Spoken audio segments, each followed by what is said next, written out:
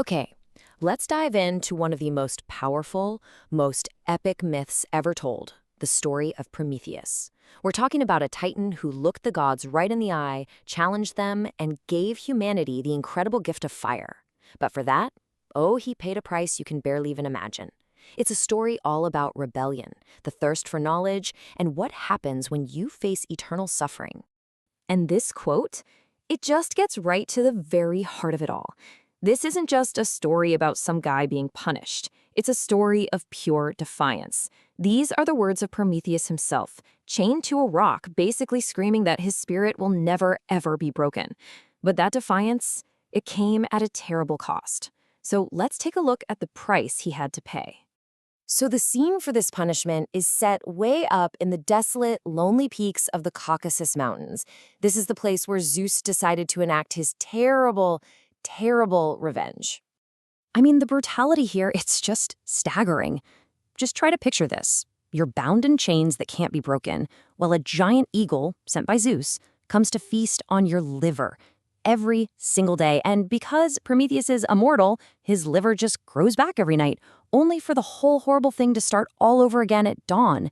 It really makes you wonder, right? What crime could possibly deserve a fate like that? To understand it, we've got to go back to the beginning. See, before he was a prisoner, Prometheus was an incredibly powerful figure, and he was known for one particular skill that really set him apart from everyone. So here's a little twist for you. Prometheus wasn't always on Zeus's bad side.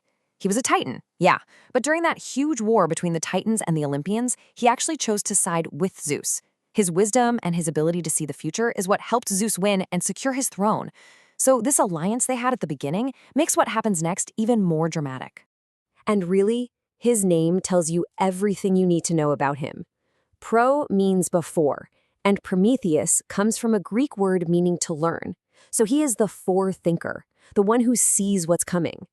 This incredible ability to see the future, well, it's his greatest strength, and as we're about to see, it's the very thing that leads to his downfall.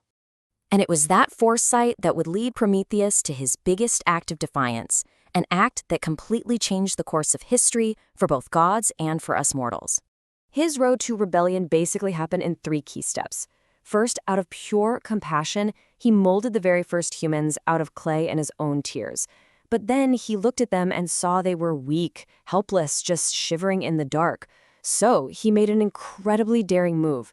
He snuck into the celestial forge of Hephaestus, the god of craftsmen, and he stole a single tiny spark of divine fire. He carried it down from the heavens and gave it to humanity.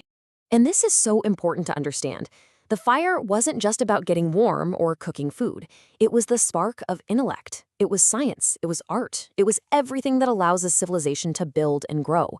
You see, he didn't just give humanity a tool, he gave them the potential to become like the gods themselves. And there was no way Zeus was going to let that stand.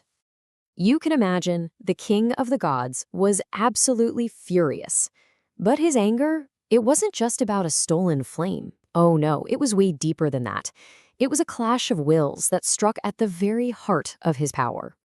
At its core, this whole conflict was a clash between 2 totally different forces. You had Zeus, who was all about raw, overwhelming power and strength. And then you had Prometheus, who represented intelligence, cunning, and wit. He didn't challenge Zeus with his fists, he challenged him with his mind. And here's the real truth of it. Zeus was scared. He knew that it was Prometheus's foresight that helped him overthrow his own father Kronos. So what was stopping Prometheus from helping someone else do the exact same thing to him? The gift of fire wasn't just a crime. For Zeus, it was the perfect excuse to get rid of a very dangerous rival. And Zeus's revenge didn't stop with Prometheus. To punish humanity for daring to accept the stolen fire, he had Pandora, the first woman created, and he gave her a box, or a jar depending on the version you read, and it was filled with every evil and sorrow you can imagine. He sent her down as a gift, and when she opened it, she unleashed all that suffering on the world. Forever. So what was the sentence for Prometheus's crime? Not a few centuries, not even 1,000 years. Zeus condemned Prometheus to 30,000 years of this non-stop daily agony. It was supposed to be a lesson that would last for all eternity.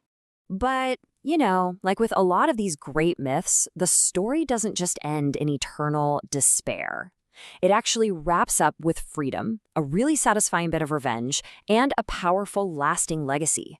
So after what must have felt like an eternity, though not quite the full 30,000 years, the great hero Heracles, who was, ironically, Zeus's own son, just happens to stumble upon the chained Titan. He sees the eagle, shoots it right out of the sky, and smashes Prometheus's chains, finally setting him free. And you're gonna love this next detail. In a moment of just perfect poetic justice, Prometheus doesn't just escape his tormentor. He finds the eagle that had feasted on his liver for millennia, and he eats its liver. Can you even imagine? Talk about the ultimate final act of revenge. Maybe it was because he was impressed by his sheer resilience, or maybe Heracles put in a good word for him, but Zeus eventually forgave Prometheus. Their long, bitter feud was finally over. The forethinker was welcomed back to his rightful place among the gods on Mount Olympus. So why are we still talking about this story thousands of years later? Well, it's because Prometheus has become this incredibly powerful and enduring symbol. We see him as a champion for all of humanity, a figure that represents that endless and, let's be honest, often dangerous quest for knowledge. He is the ultimate spirit of rebellion against tyranny, all for the sake of freedom. And all of that brings us to the big final question, doesn't it? How should we really see this guy? Was he a noble savior who sacrificed everything to lift humanity out of the darkness? Or was he a reckless sinner who just defied the natural order of things and brought punishment on himself and everyone else? The answer, I think, probably says a lot more about us than it does about him.